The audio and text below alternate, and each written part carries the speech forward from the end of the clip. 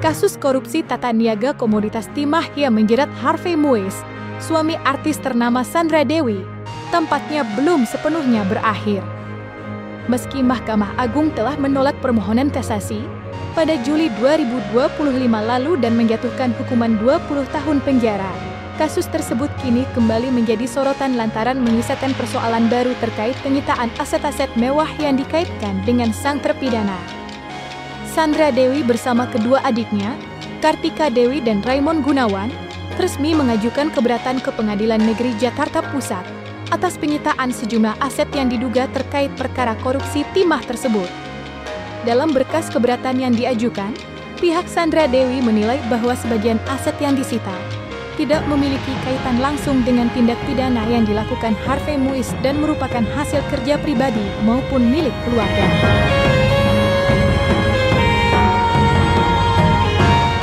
Terima kasih rekan-rekan media. Jadi benar bahwa ada permohonan keberatan nomor 7 PIT Sus Keberatan TPK 2025 PNCKT PST atas nama pemohon yang pertama Sandra Dewi, kemudian Kartika Dewi dan Raymond Gunawan.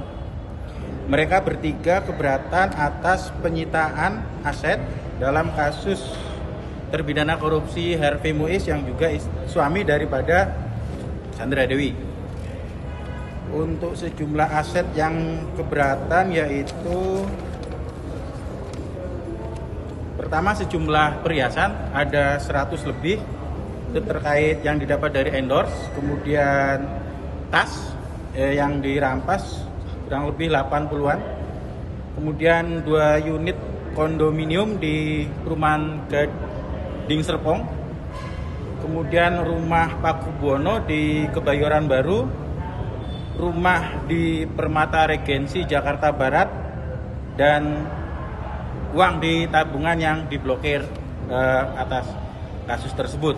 Sejumlah uangnya masuk dalam materi, jadi kami tidak bisa buka nanti untuk pembuktian di persidangan. Saudara masih ngangsur ini karena di Blok D dan 57 ini gimana? Iya, yang saya tahun 2021 memutuskan untuk membeli kapling di Permata Regensi bersama adik-adik saya. Jadi adik-adik saya membeli dulu kapling ini, kemudian saya ikutan membeli karena kami ingin memberikan rumah masa tua untuk orang tua kami. Langkah Sandra Dewi mengajukan permohonan keberatan atas penyitaan sejumlah aset mewah yang dikaitkan dengan kasus korupsi suaminya, Harvey Muiz, rupanya bukan tanpa alasan.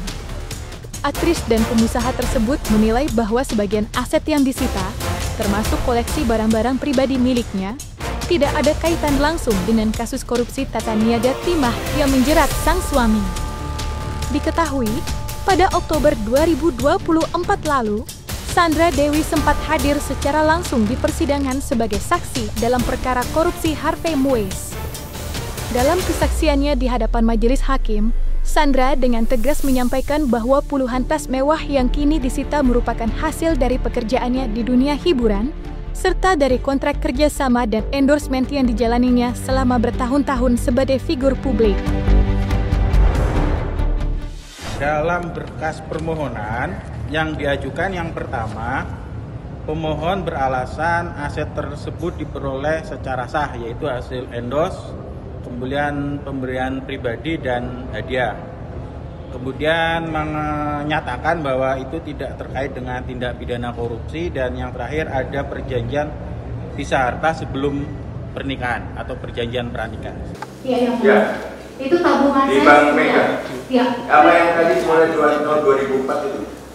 2004 ya, jadi di rekening Bank Mega ini 100% hasil keringat saya dari tahun 2004 dan tidak pernah ada aliran dana atau transferan dari suami saya, dan semua yang ada di sini di belakang saya tidak pernah. Benar ya? Lebih dari 4,1. Betul. Saya sebagai brand ambassador CMB Niaga selama 6 tahun yang mulia, jadi 100% pembayaran CMB Niaga kepada saya dan juga anak-anak saya sebagai brand ambassador CMB Niaga jalan 6 tahun yang mulia. Setelah saya keguguran di wahana pertama, kemudian saya tetap syuting sampai sekarang karena iklan saya banyak sekali yang mulia. Saya bisa jelaskan yang Ada Louis Vuitton. betul, banyak sekali yang mulia. Ya. Mungkin Cartier ada. Saya akan jelaskan yang mulia satu persatu. Di tahun 2012 saya memulai yang namanya endorsement, yaitu bentuk periklanan yang menggunakan sosok yang terkenal, artis terkenal untuk mempromosikan suatu barang. Di tahun 2014 ada 23 lebih dari 23 toko-toko tas branded di Indonesia ini yang endorse saya, yang memberikan saya tas. Di mana ketika mereka memberikan tas itu, saya mempromosikannya di sosial media saya yang mempunyai pengikut 24,2 juta followers. Di mana ketika tas-tas itu datang, saya promosikan, saya unboxing, saya buka kotaknya, saya posting kalau tas ini di-endorse oleh toko apa. Teman-teman, terima kasih sudah menemani saya sampai hari ini. Saya hanya hari ini datang untuk memberikan klarifikasi kalau saya ini punya pendapatan sendiri. Tas-tas itu sudah 10 tahun saya mendapatkan endorsement dari lebih dari 23 toko tas-tas branded Indonesia yang mengendorse saya. Mas-mas juga saya dapatkan dari brand yang saya iklankan selama ini. Kemudian inti dari kasus ini setelah saya mencari tahu adalah BUMN alias PT Timah mengundang, BUMN PT Timah ini mengundang dan mengajak swasta untuk bekerja sama untuk kepentingan BUMN, yaitu kepentingan negara PT Timah. Swasta hanya menjalankan saja, hanya membantu saja BUMN untuk kepentingan negara. Jadi swasta-swasta ini hanya menjalankan apa yang mereka disuruh. Dan saya yakin PT Timah pun mengajak swasta bekerja sama dan mengundang swasta-swasta ini untuk kepentingan PT Timah, untuk kepentingan BUMN, dan untuk kepentingan negara. Dalam permohonan keberatan yang diajukan ke Pengadilan Negeri Jakarta Pusat, Sandra Dewi meminta agar sejumlah aset miliknya yang disita dalam kasus korupsi timah yang menjerat suaminya, Harvey Muiz, dapat dikembalikan.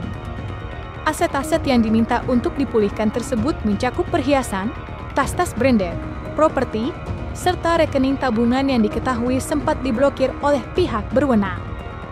Sandra melalui kuasa hukumnya menegaskan bahwa seluruh aset tersebut merupakan hasil dari kerja profesionalnya di dunia hiburan dan aktivitas bisnis pribadi, bukan berasal dari tindak pidana korupsi yang dilakukan oleh suaminya.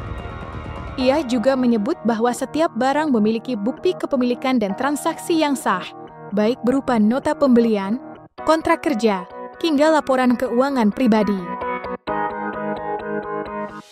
Kalau untuk kendaraan nggak ada.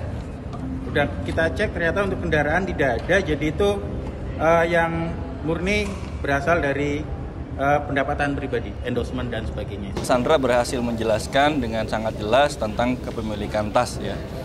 Nah, adapun berkaitan dengan tas sebagai benda bergerak, maka kemudian itu diserahkan pada penguasaan ya. Penguasaan pada sana lalu Sandra mengaku itu tasnya dia dan itu diberikan oleh online shop toko. Nah, semua itu ada buktinya. Tadi mungkin teman-teman tadi nggak lihat ya, kita udah siapin daftarnya ya.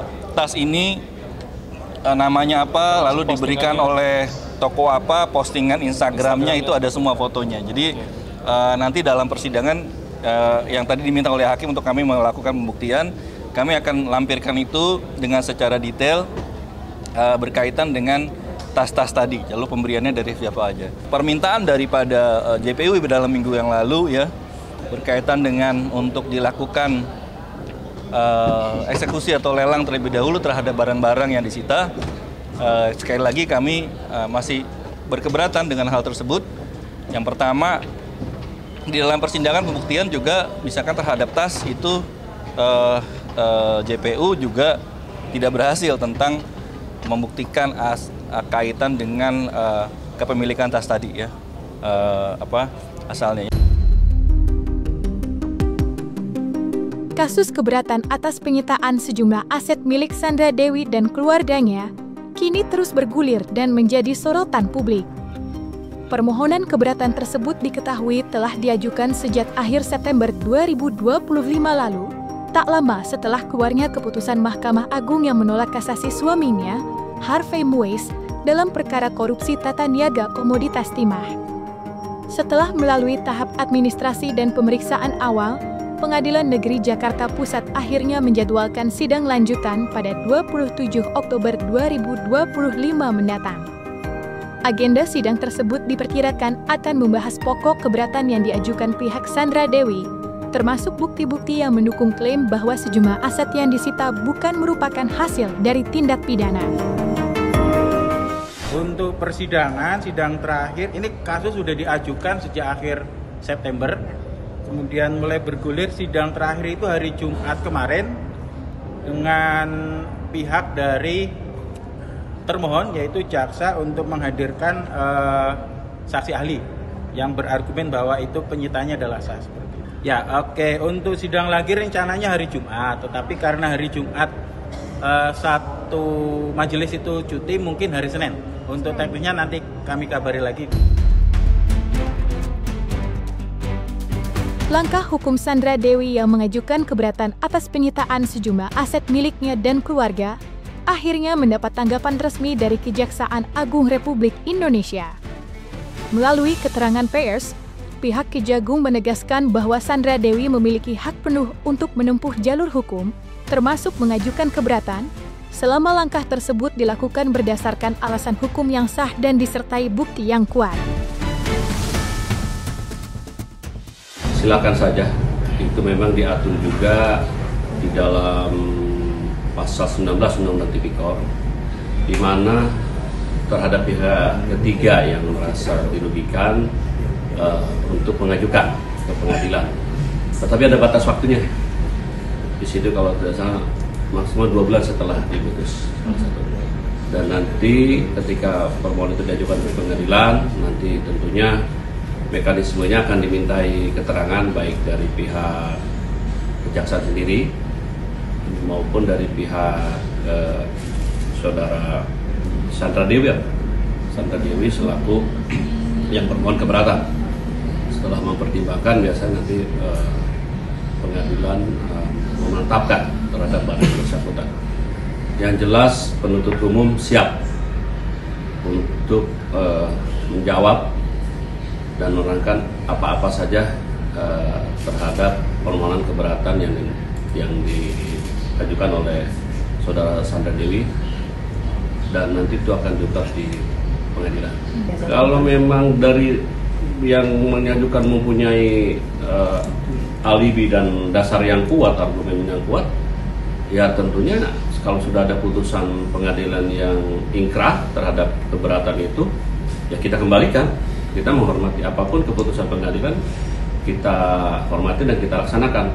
Namun demikian, kami meyakini bahwa tindakan penyidik dan putusan itu sudah tepat dan pastinya punya argumentasi sendiri, dan hal ini dipertimbangkan juga dalam putusan kasasi, semuanya kan dipertimbangkan dan tetap dirampas.